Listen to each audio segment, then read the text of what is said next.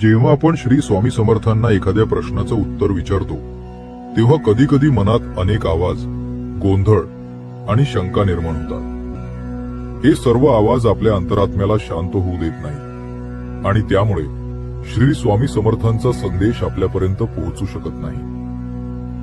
अशा वेळी ही प्रार्थना मन, विचार आणि भावना शांत करून केवळ स्वामींचा दिव्य संदेश ऐकण्यासाठी उपयोगी ठरते। प्रार्थना। श्री स्वामी समर्थ यांच्या दिव्य नावाने मी सर्व दुष्ट शक्तींना आणि नकारात्मक ऊर्जांना बांधून ठेवतो।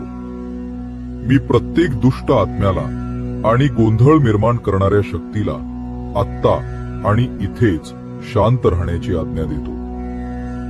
माझे विचार, माझी इच्छा आणि माझ्या भावना या सर्वांना मी श्री स्वामी समर्थांच्या कृपेने पूर्ण शांततेत स्थिर होण्याची आज्ञा देतो।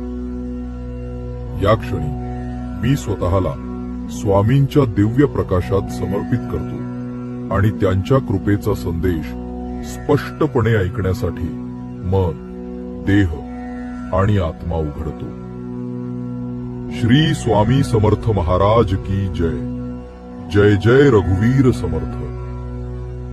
ओम शांती शांती शांती।